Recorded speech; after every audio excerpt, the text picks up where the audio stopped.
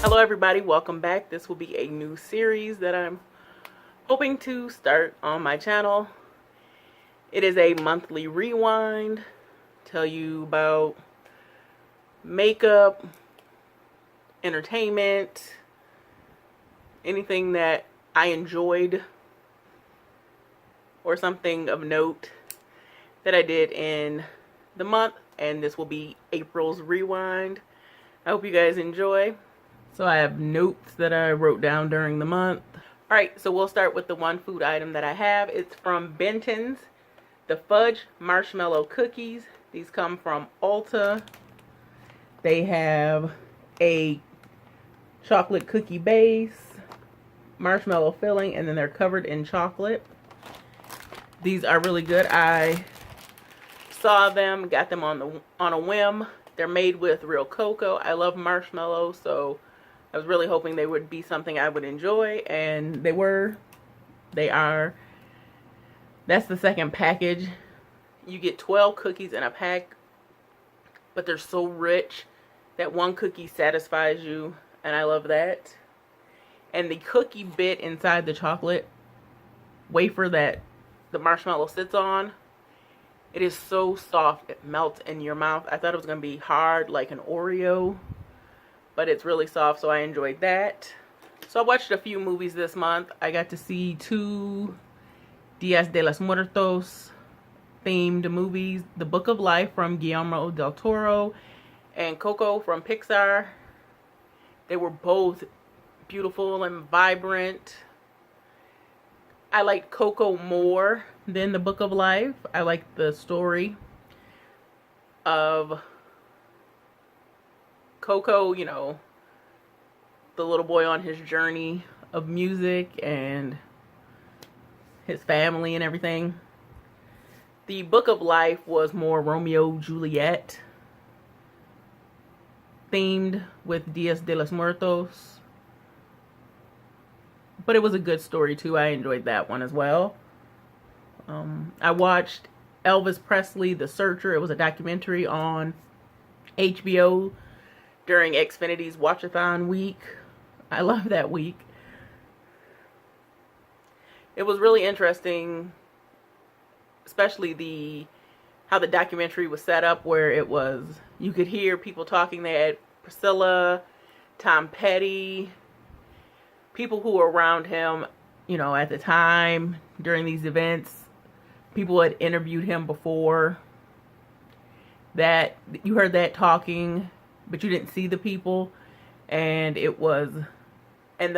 were the background to the images that you got to see. You got to see some really old film from like 8mm cameras, and you got to see some images from Beale Street in Memphis when, I want to say it's Memphis, yeah, in Tennessee, when he had moved there as a child to the housing projects there, and he would sneak down to Beale Street to hear the black musicians play. And then, you know, how that influenced him, how he took a little bit of everything and made it its own, but he was so influenced by all these. And I know it's controversial that, you know, he was a white guy, took black elements, and he used them, and he was popular with them when the black artists of that time, it wasn't really jiving for them. You know, they weren't getting the recognition that they should have been getting. And so we'll move into TV, and we'll continue with the watchathon. I watched several things. I watched the first 5 episodes of Barry that has Bill Hader and Harry Winkler in it. I enjoy Henry Winkler, and I really like the detective lady. It's an interesting show. Like, some of the characters are annoying.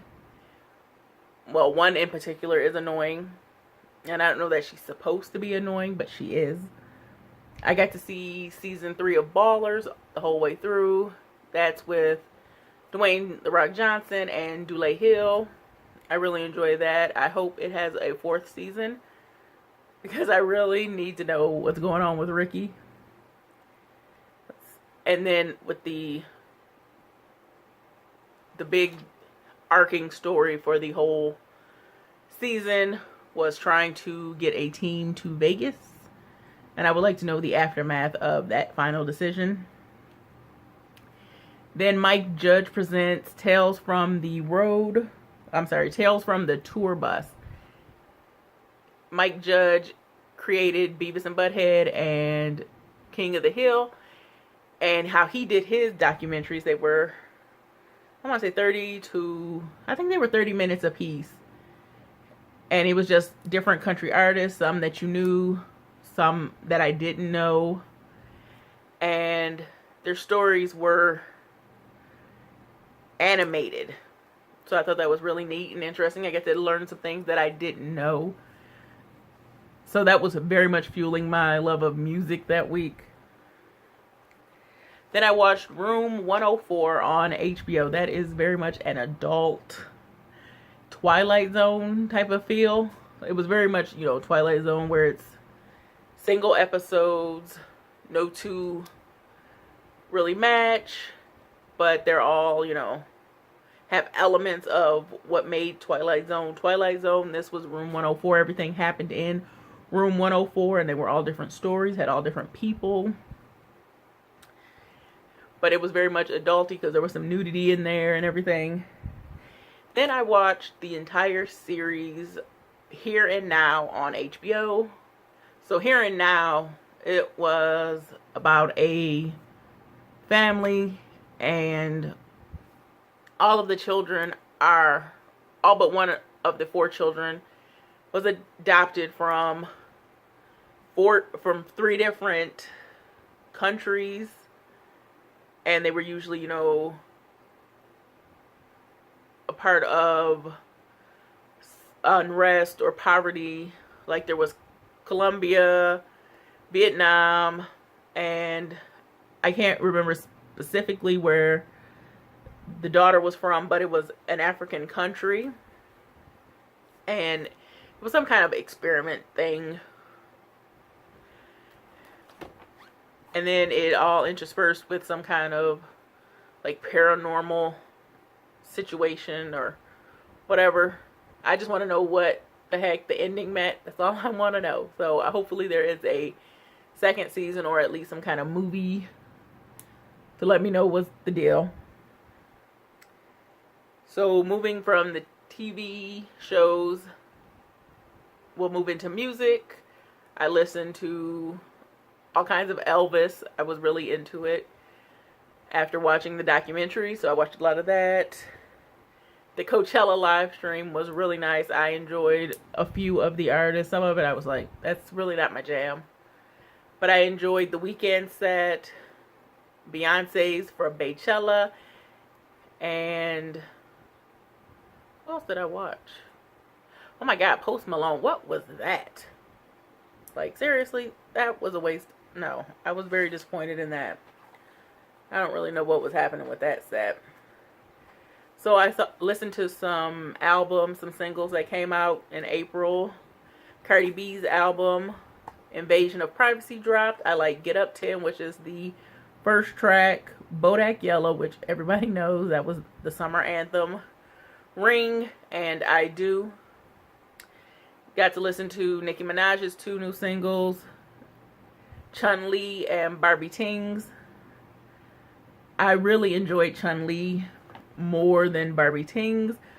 And when I first heard Chun-Li, my mind took me back to Street Fighter with the only female fighter in the franchise. At least when I used to play it back in the day. I don't know if they've added new, but I used to play it on an actual, machine, big arcade machine. So I really enjoyed, reminiscing with that. Let's see, listen to The Weeknd's new EP. It was okay. There was nothing like that stood out or was spectacular to me. Ooh, J. Cole's new album. That's really nice. Like, I've really been enjoying, especially hip-hop rappers whose albums are very much spoken word. And can we give a shout out to Kendrick Lamar for Damn winning the Nobel Peace Prize? Like, I love that album. Love that album. Start to finish. He's so good. I mean, his ear is so amazing. And he did the Black Panther soundtrack for the movie, which I love. He's amazing. Amazing. But the spoken, like, it's just a spoken word to music with the whole thing, and it flows so nicely. That's how I felt about J. Cole's. And I really love 1985, which is the last track on the album. Let's see what else I got. Oh, makeup will be my last thing. So I got the Beauty Intuition Cosmetic Brush Cleaning Mat. Cost me $3 at Five Below. I hope you can see all the different little nubs it has. Sorry about that reflection there. But here, let's take it out. Maybe that'll be better. So it has all these different nubs on it, which I love. I'll put the liquid soap down because I'm using some baby shampoo right now. And it has suction cups on the back to adhere to your sink. And I will scrub the brushes across it and leave them sitting in the soap so it'll help dissolve. And then I will rinse it clean and have water running and rub the brush through the mat to just cleanse it and clean out all the soap that's in it. So I am really loving this mat. And then I'll tell you the 3 palettes that I was using in conjunction with my Pan That palette. Every 2 weeks I choose a new palette. 6 pans or more is what I define a palette. I use this, well, I guess they wanted me to tell you. It's LA Colors Little Black Book, the Smoky Edition. And these are the colors. Okay, there we go. Come back to me. These rows were purples, blue to a green, black to white. The purple here was my favorite. Really like these 2 blues and this black and the more gray toned black. I really enjoyed those. This one fell out. Once they got lighter, they were harder for me to use to show up on my eye. So, but I paid $1 for this from the Dollar Tree. And every once in a while they come out with a new book of shadows, which I think are really awesome. The Anastasia Beverly Hills Subculture palette. I've been put in 2 weeks of work. All Star is definitely my favorite shade. I wish Rowdy was more purple and brown based. But I have been putting in some work. You can see the little scritches.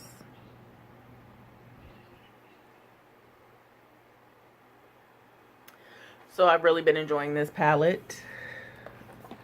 I've loved this palette since I found out it existed. I love the colors. I love the pigmentation. I love the formula. Like, a little bit goes a long way. So like, this could be a forever type of palette. And then for the last week of April, I've been using the Ulta Hello Beautiful palette. It came as a gift with purchase. And these are the shades. I hit pan on that blue right there last year, but I've been using them. I really like the purples here, and I've done the blues today. And then I use this one as my inner corner. But you get a lot of neutrals with some really nice fun pops of color, so I really do enjoy this. And I do like Ulta's formulation of their products. And in this one you also get the 4 face powders, the setting, bronzer, blush, and highlight. And then it came with an eye pencil and 2 lip products. So that was my April rewind. I hope you guys enjoyed. I'm going to continue to work to make it as concise. Make it as concise as I can. Look at there we go. I hope you guys enjoyed. If you did, please hit that thumbs up. If you haven't subscribed, please do. I would love to have you. And if you've already subscribed, thank you very much. I want you guys to be safe, be well. Peace.